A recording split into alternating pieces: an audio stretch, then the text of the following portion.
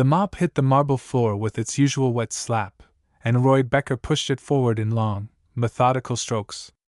Third shift at the palace meant quiet hallways and empty rooms, which suited him just fine. He'd been cleaning these floors for 2 years now, and the routine brought him peace. No drama, no complications, just him and his cart full of supplies making things shine. "Another one quit today," a guard's voice echoed down the corridor. Roy glanced up to see 2 palace sentries leaning against a pillar, their silver armor catching the moonlight streaming through the windows. "That makes 47, the second guard replied with a whistle. "Nobody can handle those twins. Heard this one lasted 3 days before she ran out screaming about shadow monsters and ice demons." Roy kept mopping, but his ears stayed tuned to their conversation. "The Queen's beside herself. She's tried everything. Military trainers, ancient scholars, even that psychic from the Crystal Moons. All of them leave worse than when they arrived." The first guard shook his head. "Those children are impossible. Can you blame them? Prince Ash freezes everything he touches when he's upset, and Princess Cinder sets things on fire just by looking at them wrong. What kind of powers are those for dragon younglings anyway? Ice fire and shadow flames? It's unnatural." The guards moved on, their footsteps fading into the distance. Roy continued his work, pushing the cart toward the storage wing where he kept his cleaning solutions. The palace had hundreds of rooms, and most nights he barely saw another soul. That's how he preferred it. A soft sobbing sound stopped him mid-push. Roy frowned and followed the noise to a supply closet he'd just cleaned yesterday. The door stood slightly ajar, and frost crept along its edges like crystalline fingers. He knocked gently. "Hello? Someone in there?" The crying stopped immediately. Roy waited, then slowly opened the door. Inside, curled up between boxes of linens and spare curtains, sat a small dragon child. Her scales shimmered deep purple-black, and tears streaked down her face. Half the closet had frozen solid, while the other half showed scorch marks on the walls. "Are you hurt?" Roy asked, keeping his voice soft. The child looked up at him with wide golden eyes. She couldn't have been more than 6 in human years. Her small wings trembled against her back. "Everyone leaves," she whispered. "They all say they'll stay and help, but then they run away. Just like the others." Roy recognized her from the palace portraits. Princess Cinder, one of Queen Velissa's twins. The impossible children. He glanced at the frozen boxes and burnt walls, then back at her tear-stained face. She looked terrified, not dangerous. "I'm Roy," he said, setting down his mop. "I clean the palace at night. Would you like some hot chocolate? I've got a thermos in my cart." Cinder blinked at him, confusion replacing fear. "You're not scared? Of what? A kid sitting in a closet?" Roy retrieved his thermos and poured the steaming liquid into the cap. He held it out to her. "Here. It helps when you're sad." She stared at the offering like it might be a trick. Then, slowly, she reached out and took it. The moment the warm cup touched her claws, the frost in the room began to recede. She took a small sip and made a surprised noise. "It's sweet."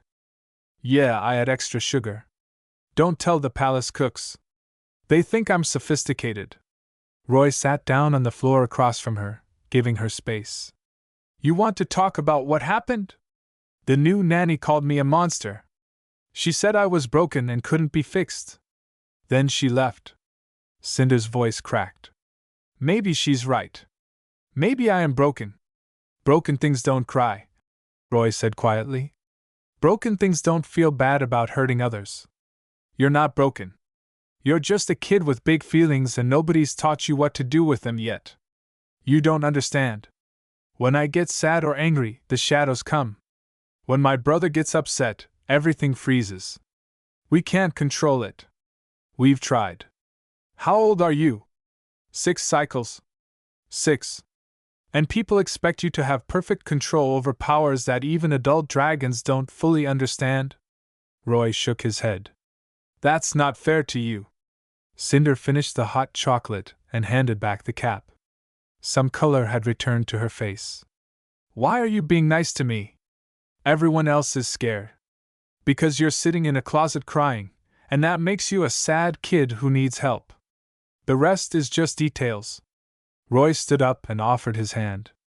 Come on. Let's get you back to your room before the guards notice you're gone. She hesitated, then placed her small clawed hand in his. They walked through the quiet palace together, Roy pushing his cart with one hand while Cinder held the other. She didn't let go until they reached the royal wing. The next morning, Roy was summoned to the throne room. Queen Valisa sat on her massive seat of carved obsidian, looking exhausted. Her scales, once brilliant red gold, seemed dulled by stress. Palace advisors flanked her on both sides, whispering among themselves. Roy Becker. The Queen's voice filled the chamber. My security team showed me footage of you with my daughter last night. You calmed her in minutes when trained professionals couldn't manage it in days. Roy shifted uncomfortably. I just gave her some hot chocolate, Your Majesty. You gave her something no one else has in 2 years. You treated her like a child instead of a problem. Valisa leaned forward. I'm desperate, Roy. I've exhausted every option. My children are suffering, and I don't know how to help them. Will you try? I'll pay you 10 times your current salary. I'm just a janitor, Roy protested. You're a man who saw a crying child and offered kindness without fear. That's more qualified than anyone else I've found. The Queen's eyes pleaded with him. Please, let me hire you as their caretaker. Do whatever you think is right. No interference from the court, no requirements except to help them. Roy thought of Cinder's tear-stained face, her small voice saying she was broken. He thought of the 47 people who'd given up on these kids. All right, he said. But I do this my way. Agreed. The court erupted in whispers of doubt and disbelief. A janitor attempting what experts couldn't achieve? Impossible. But Queen Valisa silenced them with a raised claw, and Roy walked out of that throne room with the weight of 2 young lives resting on his shoulders. Roy stood outside the nursery door with his old janitorial cart, now loaded with supplies that had nothing to do with cleaning. Pillows, blankets, art materials, packets of seeds, and his trusty thermos of hot chocolate sat arranged in careful piles. Through the thick wooden door, he could hear crashes and shouts. Here goes nothing, he muttered, pushing the door open. A blast of ice shot past his head and embedded itself in the doorframe. Roy ducked instinctively as a tendril of shadow flames scorched the ceiling above him. 2 small dragons sat in opposite corners of the destroyed room, glaring at him with identical expressions of defiance. Prince Ash, with scales of pale blue-white, had frozen the entire left side of the nursery solid. Ice crystals spread across the walls in beautiful, deadly patterns. Princess Cinder crouched in the right corner, wreathed in dancing shadows that flickered like dark fire. The center of the room looked like a battlefield. The new victim arrives, Cinder said coldly. How long will you last? 2 days? 3? I'm not here to control you, Roy said calmly, wheeling his cart inside. Ice immediately formed around his feet, freezing him to the floor. He looked down at it with mild interest. Huh. That's new. Ash narrowed his eyes. Aren't you going to yell at me? Why would I yell? You're testing me. Makes sense. Roy reached into his cart and pulled out a thermos of warm water. He poured it over his feet, melting the ice, then stepped free. Now let me set up these stations and I'll explain what we're doing today. Both twins watched in confusion as Roy ignored their attempts at chaos. He arranged pillows in one corner, creating a soft fort. In another area, he spread out paper, paints, and charcoal. Near the window, he set up small pots with soil and seeds. In the last corner, he placed a portable music player. What is all this? Cinder demanded, her shadows flickering uncertainly. Emotion stations, Roy replied, sitting down cross-legged in the middle of the room. When I'm angry, I do push-ups until my arms hurt more than my feelings. When I'm sad, I water plants and watch them grow. When I'm excited, I dance, though I'm terrible at it. When I'm scared, I hide in a pillow fort and read. Everyone needs different things for different feelings. Ash had stopped generating ice. He stared at Roy like the human had started speaking another language. You're supposed to teach us to control our powers. I'm supposed to help you. There's a difference. Roy pulled out a sandwich from his cart and took a bite. Your powers aren't the problem. They're just big feelings with nowhere to go. So we're going to figure out where they can go safely. That's stupid, Cinder said, but her voice lacked conviction. Maybe. But the other way wasn't working, so we're trying this. Roy finished his sandwich and stood up. First rule, we start every morning in a circle, and everyone shares one feeling. I'll go first. This morning I feel nervous because I don't know if you'll trust me, and I really want to help. The twins exchanged glances. Nobody had ever admitted being nervous around them before. Everyone pretended to be fearless, then ran away. I'm angry, Cinder said finally. I'm angry that everyone leaves. Valid feeling. Roy nodded. Ash? The prince hesitated. I'm tired. Tired of everyone being scared of me. Also valid. Roy gestured to the stations. Cinder, when you feel angry, instead of letting the shadows loose everywhere, what if you painted something angry? Or punched those pillows? Ash, when you're tired and sad, the plants need watering. They don't judge. They just need care. This is ridiculous, Cinder protested. We're dragons, not human children. You're 6-year-olds with emotions you don't understand yet. Dragon, human, doesn't matter. Everyone needs to learn this stuff. Roy pulled out a jar filled with water and glitter. See this? When you shake it, everything goes crazy and you can't see clearly. That's what happens in your brain when you're upset. But if you wait and breathe, everything settles. He demonstrated, shaking the jar violently, then setting it down. Slowly, the glitter drifted to the bottom, leaving clear water. Both twins watched, mesmerized. Your powers react when the glitter is flying everywhere in your head. But if you learn to recognize the feeling before you react, you can let it settle first. Ash floated closer, his small wings barely making sound. What if we can't? Then we try again tomorrow.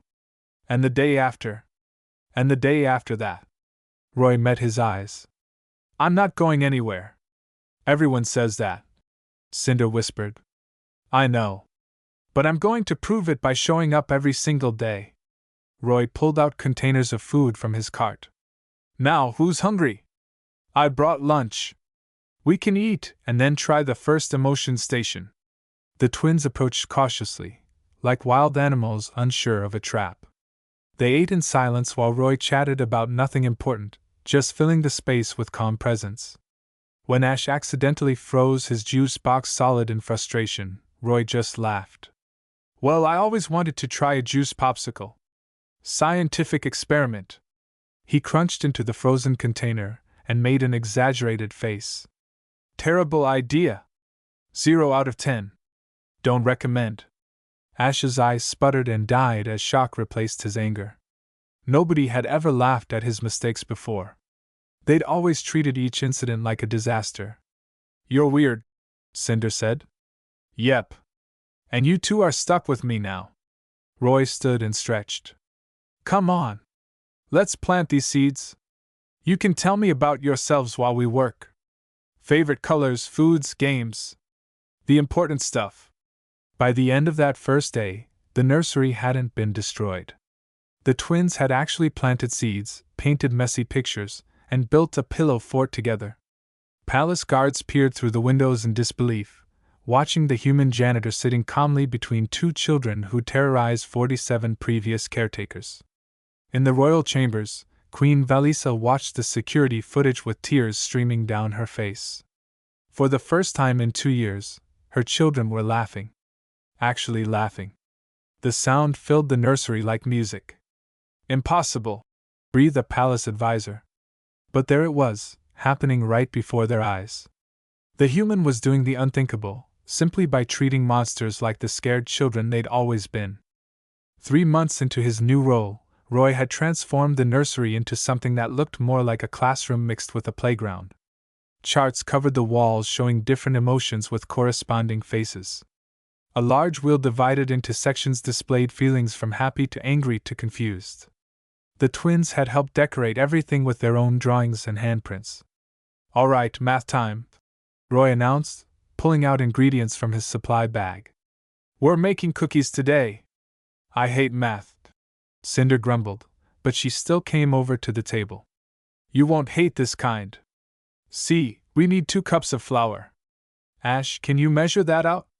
Roy handed the young dragon a measuring cup. And Cinder, we need the oven at exactly 350 degrees. Think you can heat it to that temperature with your flames? Cinder's eyes widened. You want me to use my powers? Controlled use, yes. You've been practicing bringing your shadow flames down to specific heat levels, right? This is the practical test. The princess approached the small oven Roy had installed in the nursery. She closed her eyes, took 3 deep breaths like he'd taught her, and let a thin stream of dark flame flow from her claws. The temperature gauge climbed steadily. When it hit 350, she cut off the flame with precision. Perfect, Roy praised. See? Your powers aren't bad. They're just tools that need practice. Ash carefully measured flour, his tongue poking out in concentration. 2 cups exact. Is that right? Exactly right. Now, this recipe makes 24 cookies. If we eat 6 today, how many will be left? The twins looked at each other, and Roy saw them actually thinking instead of just reacting with frustration like they used to. Ash counted on his claws quietly. 18, he said finally. Correct. Math isn't about numbers being scary. It's about solving puzzles. Roy mixed the ingredients while explaining each step. Science time now. Watch what happens when we add baking soda to these wet ingredients. The mixture bubbled and expanded slightly.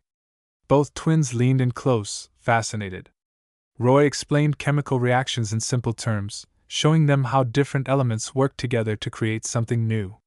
Like me and Ash, Cinder said suddenly. We're different elements, but we can make something together. Exactly like that. Roy smiled and handed them each a ball of dough. Now roll these into shapes. Whatever you want. While the cookies baked, filling the nursery with sweet smells, Roy pulled out a book. Story time. But today, we're acting it out. This tale is about a dragon queen who had to choose between power and peace. He assigned them roles and let them improvise dialogue. Ash played the queen with dramatic flair, while Cinder portrayed the villain with enthusiasm. They argued, negotiated, and eventually reached a compromise in the story. Roy watched them work through conflict using words instead of powers, solving problems together. That was fun, Ash admitted when they finished. Can we do another? Tomorrow. Right now, we need to check our cookies and then do afternoon circle time. The twins had come to actually enjoy circle time. It was their chance to talk about feelings without judgment.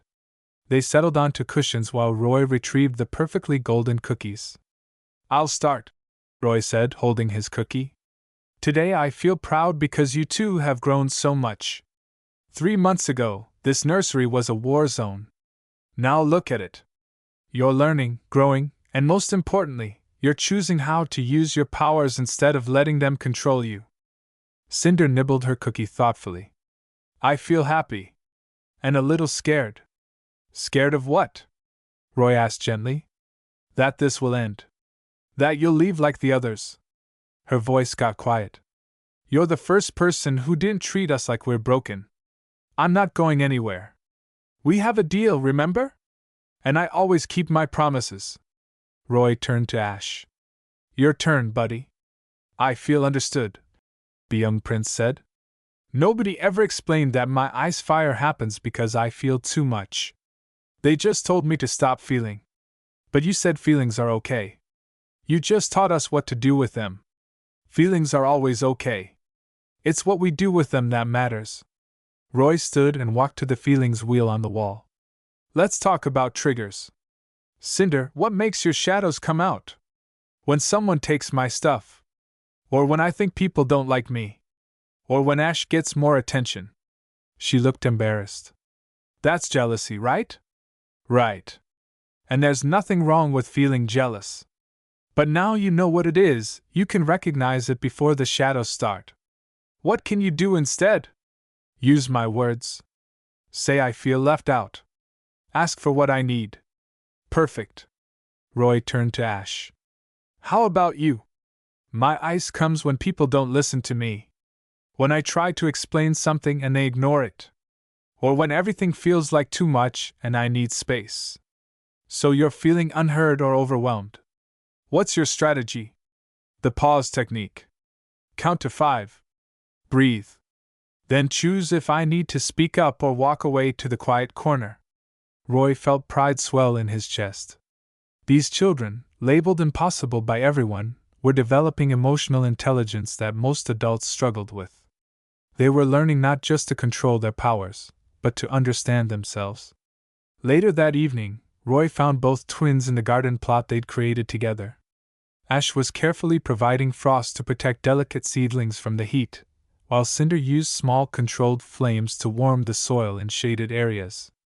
They worked in harmony, their opposing powers complementing each other. Roy? Cinder called out. Come look! The flowers we planted are blooming. He joined them, looking at the small colorful blossoms pushing through the earth. You two did this together. Ice and Shadow, working as a team. We're not defective, Ash said quietly. We're just different. You were never defective. The world just didn't know how to see you yet. Roy put a hand on each of their shoulders. But now you're showing them. Not through fear or power, but through growth and choice. Above them, hidden in the palace shadows, Queen Valisa watched her children laugh and work together. The impossible was happening daily now, and it had taken a simple human with a kind heart to achieve what her entire kingdom could not. The janitor had taught her children to be children again. And in doing so, he'd given a mother back her family. The palace buzzed with unusual activity as visiting royalty arrived from the neighboring dragon clan. Their transport ships gleamed in the courtyard, and servants rushed about preparing guest chambers. Roy watched from the nursery window while Cinder and Ash worked on reading assignments. Why are there so many visitors? Ash asked, looking up from his book. Diplomatic summit, Roy explained. Leaders from other clans come to discuss treaties and trade. It happens every few years. Will we have to meet them? Cinder's shadows flickered nervously around her claws. Your mother mentioned it. But only if you feel ready. There's no pressure. Roy sat down between them. How does that make you feel? Scared, Ash admitted. What if we mess up? What if our powers go wrong in front of everyone? Then we handle it together, just like we practice. Remember, one mistake doesn't erase all your progress. Roy held up the glitter jar, giving it a shake. Even if the glitter goes flying, it always settles again. The twins nodded, but Roy could see the anxiety building.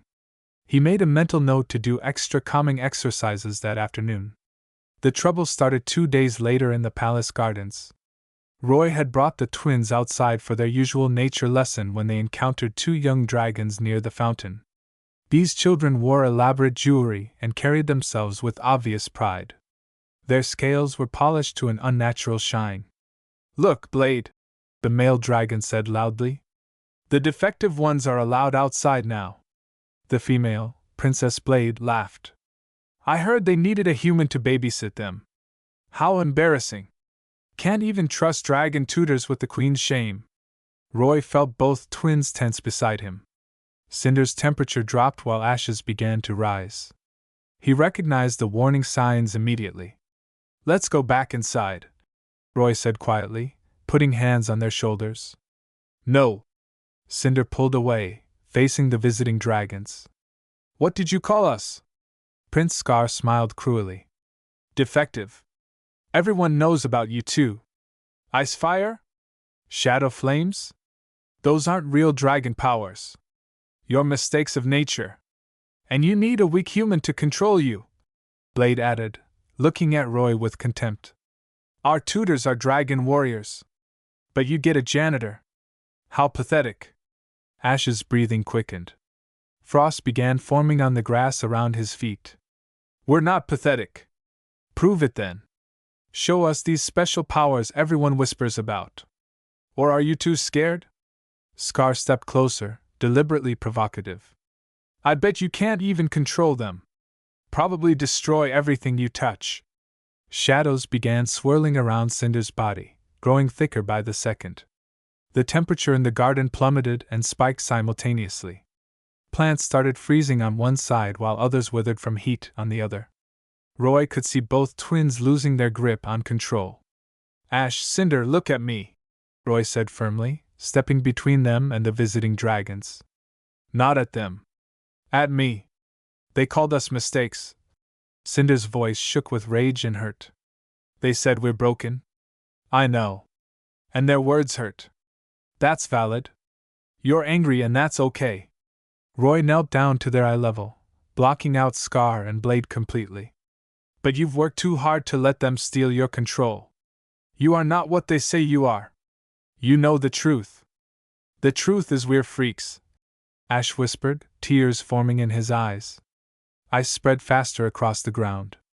The truth is you're two kids learning to handle powers that most adult dragons don't understand.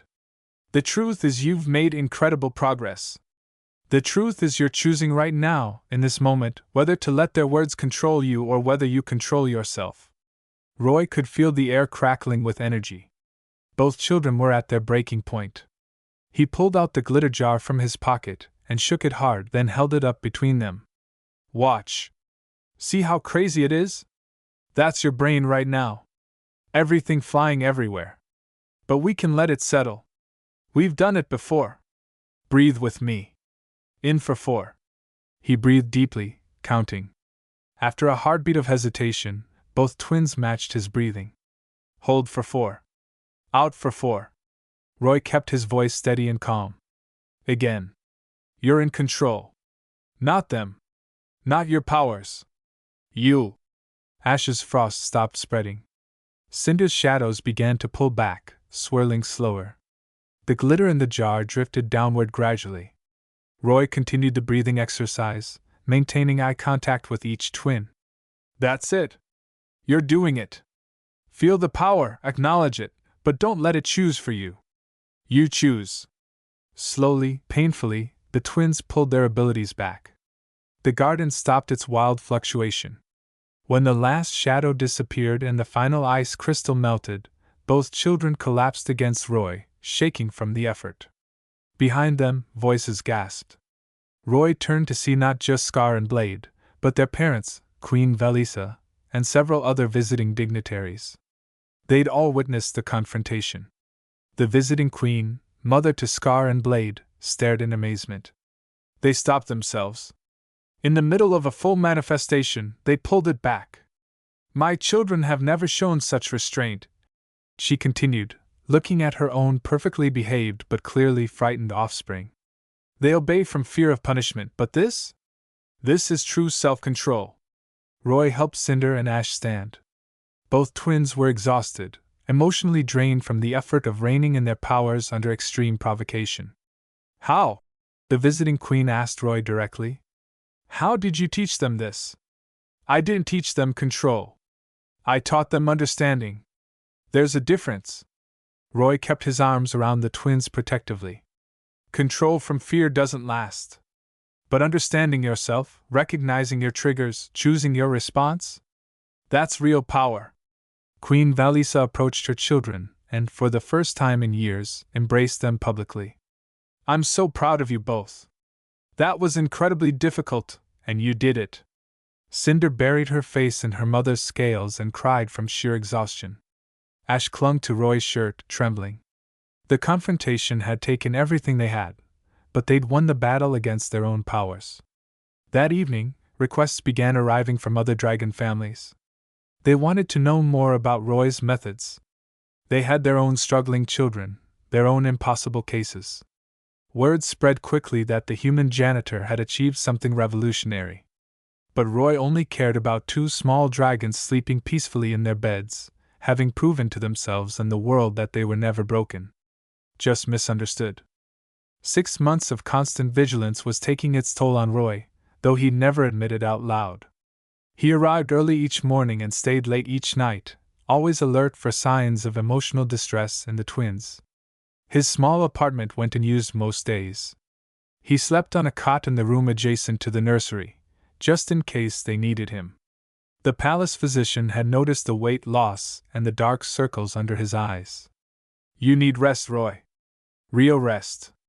"I'm fine," Roy insisted, gulping down his third cup of coffee that morning. The twins come first. But he wasn't fine. He'd started having nightmares about failing them, about something terrible happening while he wasn't watching. Every peaceful moment felt like the calm before disaster. The responsibility of 2 young lives weighed heavier than he'd anticipated. That afternoon, Roy took the twins to an advanced training field behind the palace. They'd been progressing so well that Queen Valisa suggested they practice combining their powers in larger spaces. Ash could now create elaborate ice structures on command, while Cinder shaped her shadow flames into precise forms. "Okay, here's the challenge," Roy explained, setting up targets at various distances. "Ash, you create ice platforms. Cinder, you use your flames to make them glow from within. Together, you'll make light sculptures." The twins loved combination exercises. They brought out the best in each other, their opposing abilities creating something neither could achieve alone. Ash formed a tall spire of crystal-clear ice while Cinder carefully threaded shadow flame through its core, making it pulse with inner light. "That's beautiful," Roy praised. "Now try something bigger." Excited by success, both twins pushed harder. Ash created a massive archway of ice while Cinder sent waves of shadow flame to illuminate it. But the flames ran too hot, the ice responded by freezing colder, and suddenly the 2 powers weren't complementing each other but fighting. "Pull back," Roy called out. "Both of you ease off." They tried, but the reaction had already started. The unstable combination of extreme cold and shadow heat created a feedback loop. The ice archway cracked with sounds like thunder. Massive chunks began falling. Roy saw it happening in slow motion. The twins stood directly beneath the collapsing structure, frozen in shock. He didn't think, just ran. His body moved on pure instinct, throwing himself between them and the falling ice. Pain exploded across his left shoulder and arm as a massive chunk of frozen crystal struck him. He felt bones crack, skin tear. Then shadow flame licked across his back, burning through his shirt. Roy collapsed, his vision going white with agony. "Roy!" Cinder's scream seemed to come from far away. He tried to speak, to tell them he was okay, but darkness swallowed him whole. When Roy woke 3 days later in the medical wing, his first words were, "Are they safe?" The physician nodded. "The twins are fine. You took the impact. Left arm and shoulder suffered severe frost damage and burns. We've healed what we can, but there will be scarring. Don't care." "Where are they?" "Your Majesty, he's awake," the physician called out. Queen Valisa entered, her face etched with worry. "Thank the stars. Roy, you saved my children's lives." "They saved mine first," Roy managed. His voice came out scratchy and weak. "Need to see them. They won't eat. Won't speak. Won't use their powers at all." The Queen's voice broke. "They blame themselves completely. Cinder has been sitting outside this room day and night. Ash creates ice sculptures of you, but they keep melting from his tears. Bring them here. Please." When the twins entered, they looked small and broken. Cinder's scales had dulled from stress. Ash's eyes were red from crying. They approached Roy's bed like they were approaching a grave. "You got hurt because of us," Cinder whispered. "We did exactly what you taught us not to do. We lost control and you paid for it." Roy struggled to sit up, ignoring the physician's protests. "Come here. Both of you." They climbed carefully onto the bed, avoiding his injured arm. Roy wrapped his good arm around them both. "Accidents happen," he said firmly. "You didn't mean for this to occur. That's what makes it an accident. And you know what? I'd do it again in a heartbeat." "Why?" Ash asked through tears. "We're not even your real family."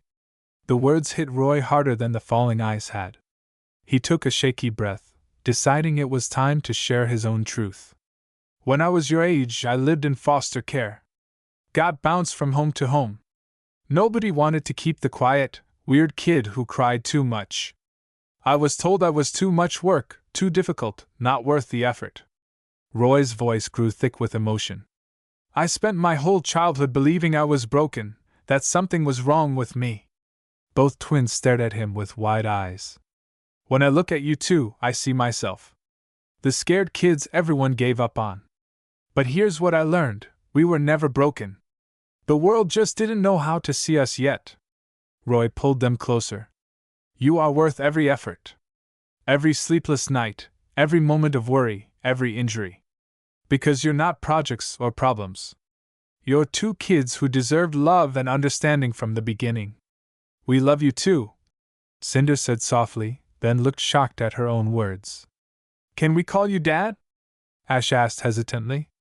I know you're not our real father, but you feel like one. Roy couldn't stop the tears that rolled down his face. Yes. Absolutely yes. They sat together in that hospital bed, three individuals who'd all been called impossible at various points, forming something the galaxy desperately needed, a family built not on blood or species, but on choice and unconditional love. Outside the medical wing, Queen Valisa watched through the window and smiled. The human janitor had given her children something she couldn't, someone who understood their pain from the inside out. And in doing so, he'd become the father they needed. Recovery would take time. Roy's arm would never be quite the same.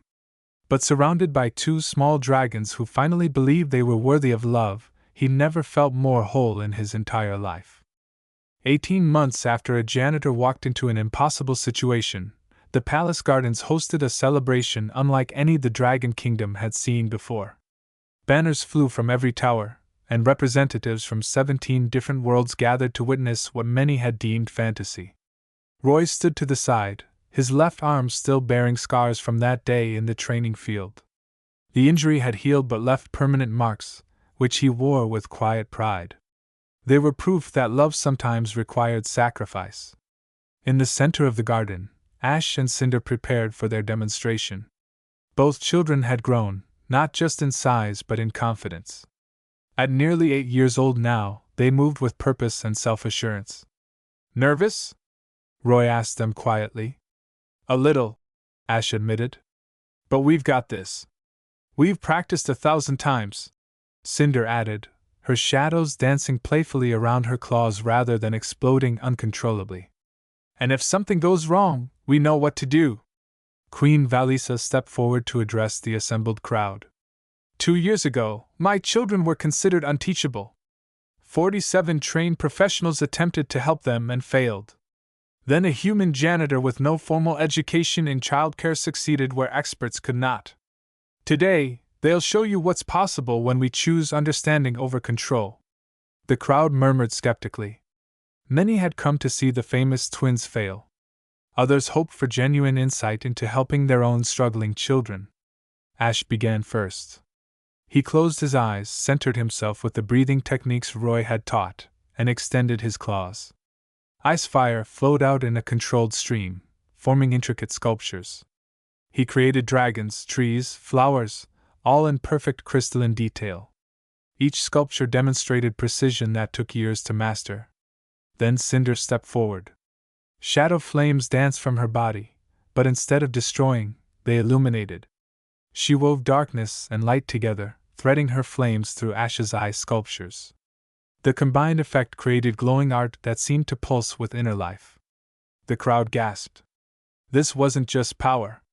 This was mastery. Together, the twins built an entire garden of ice and shadow, each piece complementing the other. Where Ash's ice fire created structure, Cinder's shadow flames brought warmth and light. Two supposedly incompatible powers worked in perfect harmony. When they finished, the twins bowed. The assembled leaders erupted in applause. But more than that, Roy saw tears on several faces. Parents who'd brought their own difficult children, hoping for answers. After the demonstration, dozens approached Roy. How did you do it? They asked. What's the secret? There's no secret, Roy explained patiently. I treated them like people instead of problems. I taught them to understand their emotions instead of suppress them. I gave them tools to handle big feelings before those feelings triggered their powers. A mother from a distant world clutched his hand. My son destroys everything he touches. The specialists say he's hopeless. No child is hopeless. They just need someone willing to meet them where they are. Roy pulled out a worn notebook. Here. This is everything I learned. Every technique, every exercise, every mistake I made along the way. Use it. Adapt it. Share it. Word of Roy's methods spread across the galaxy faster than transport ships could travel. Within months, requests poured in from hundreds of worlds. Species that had nothing in common except struggling children all wanted to know more about the human approach to emotional education. Queen Valisa made Roy an offer he couldn't refuse. Build a school. Right here in the palace. Teach others your methods. Let's help children across the galaxy. The Royal Academy for Emotional Development opened a year later. Roy refused any fancy titles, remaining simply Teacher Roy to everyone who walked through its doors. The Academy accepted students from any world, any species, especially those labeled impossible by conventional standards. Cinder and Ash became assistant teachers, working with younger students who struggled with power control.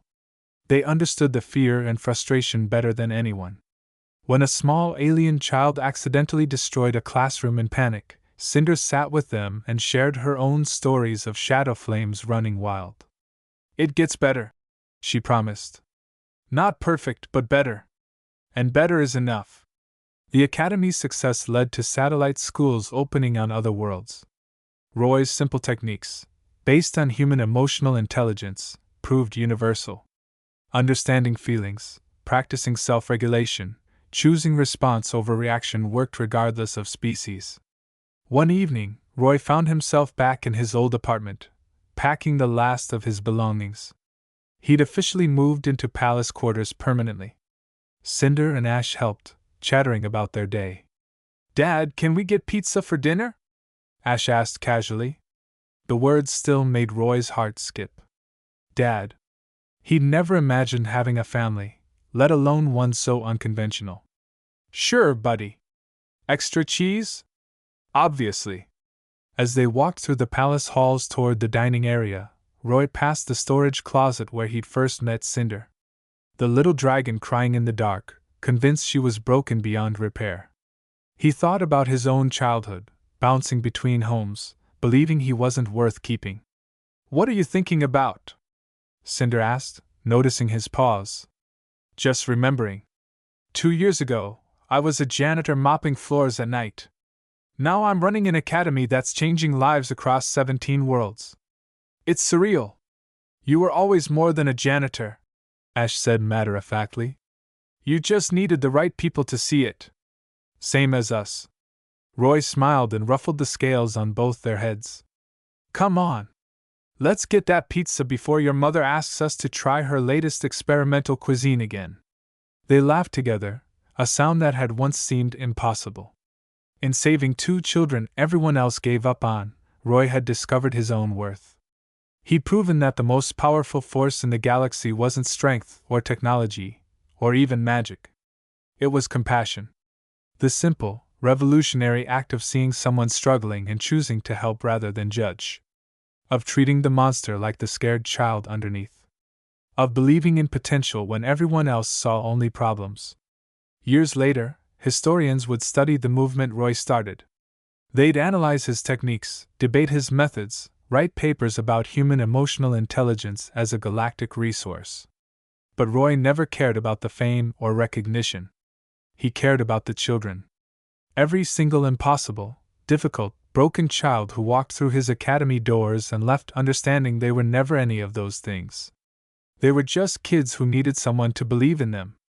And in a dusty corner of the palace archives, preserved behind glass, sat an old janitorial cart. A reminder that sometimes the most important work starts with the simplest tools: a mop, a thermos of hot chocolate, and a heart willing to see past the monster to the child crying in the dark.